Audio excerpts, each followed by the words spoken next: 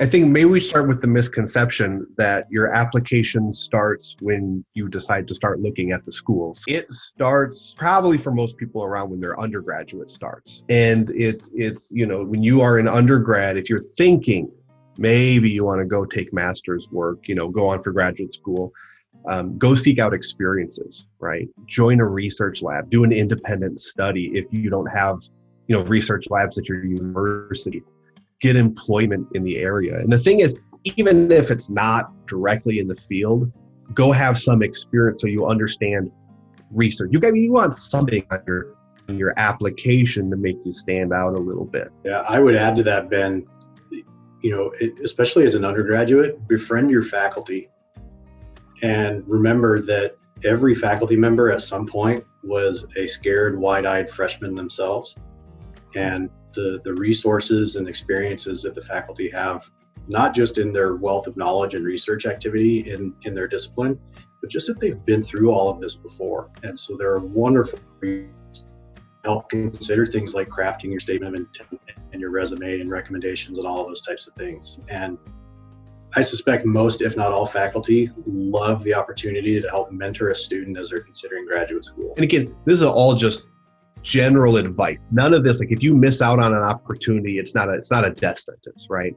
I think, Michelle, you'll back me up on this. The bulk of our applicants, they don't discover behavior analysis until they've graduated and started working in the field. Well, how the hell are you supposed to go get, research experience in ABA when you didn't even know it existed? Yeah, I think that's a huge misconception. I talk to students all the time who say, can I even go to graduate school in ABA? I don't have any coursework in it. My bachelor's degree is in theater arts. I did not take any behavior analytic coursework in my undergrad. But as I discovered the field, I went out, I got experience, I did some reading on my own, and I got to know some behavior analysts, as Sean said, and befriended them and got that experience. It's also important to recognize that any professor you have, any faculty that you've interacted with can become a reference for you. And so even if you don't love their class, even if there's something, always think about who's going to make a good reference, who can really speak to who I am inside and outside the classroom, and not just read off a list of my grades and tell the admissions committee what they already know from my transcript, who really has that inside knowledge. As you're evaluating applications, and particularly things like letters of recommendation, are you looking at those letters to really, from that critical eye, like Michelle's talking about, like they can speak to your academic credentials and opportunities, but also you as an individual? Are you reviewing those letters of recommendation through that context rather than just seeing that this person took 4 classes from me over the last 3 years and they did fine? Or are you looking for more of that relational? Yeah, here's the hard thing about any conversation on, here's 10 tips and tricks to getting into grad school.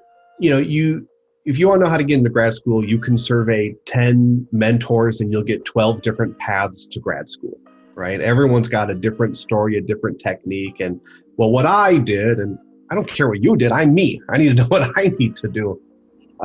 All of it is about a story, right? The way I look at it, the way I talk to my advisees is, you need to tell a story, and all those elements come together. And so, Sean, when you're talking about what about these letters of recommendation or letters of reference, whatever the school happens to call them, what do you need in those? For us, and again, we can speak best to what we look for, but I think these are kind of broad and applicable as you think, what do you need for your story?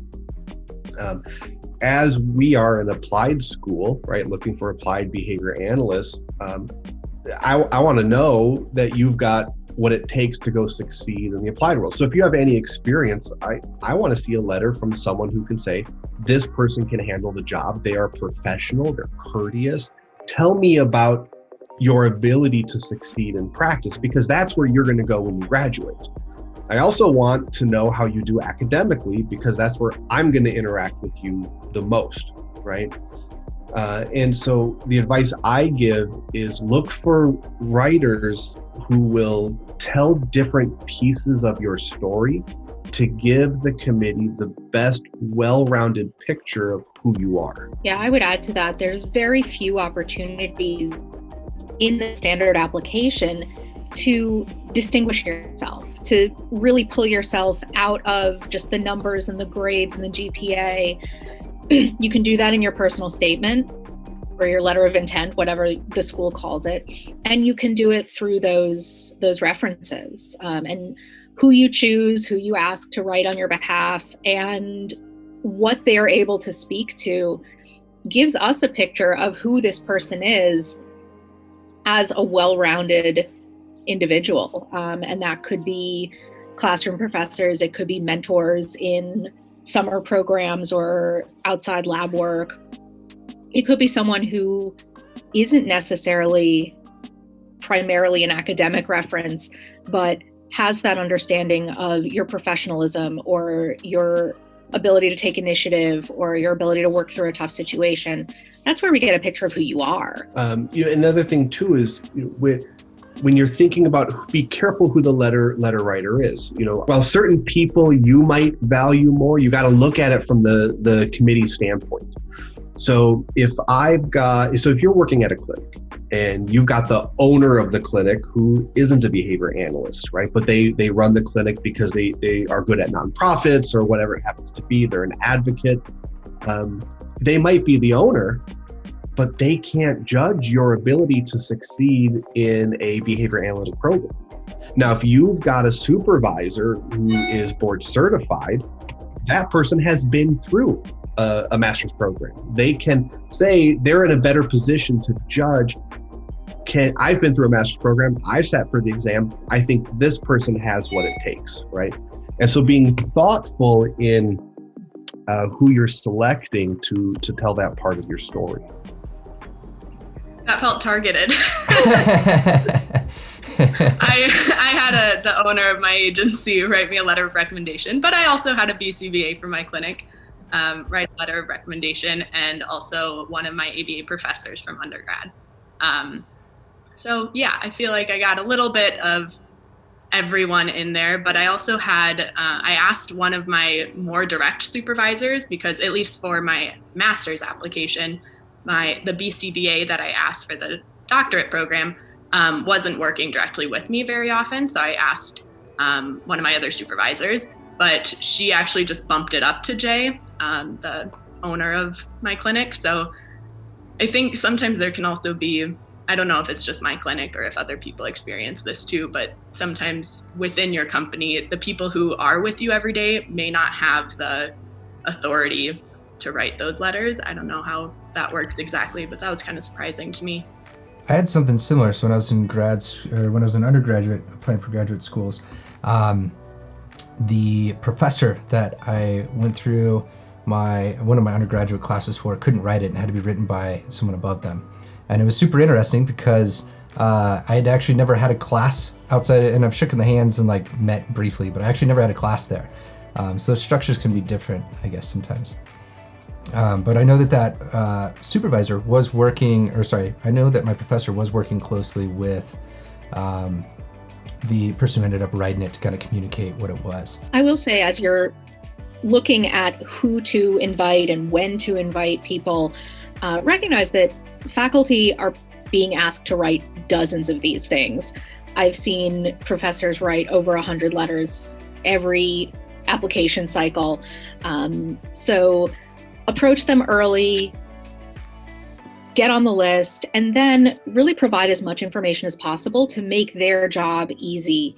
I've asked students to send me a summary of where they're applying, where I need to send the letter, what the due date is, who the contact person is for that application committee or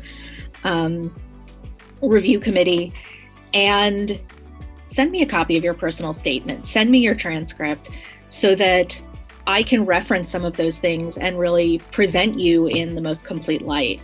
The easier you make it on your references to get that done on your behalf, I think the better product you're going to get, because they're not going to resent you for putting something on their to-do list. Mm-hmm. And with that too, as Michelle said, the more information and the more direction you get, the better it is. I always appreciate a student who says, Ben, I've got this application I'm putting together. Here are my other letter writers. This individual is going to talk about my professional experience. This individual is going to talk about some of my academic experiences. You know me a little bit more personally, and I think you can speak better about my ability to interact with colleagues and my professionalism. And I might be thinking about writing a more generic letter, but now that I have direction, I'm going to hone in on that because that person knows the story that they want to tell.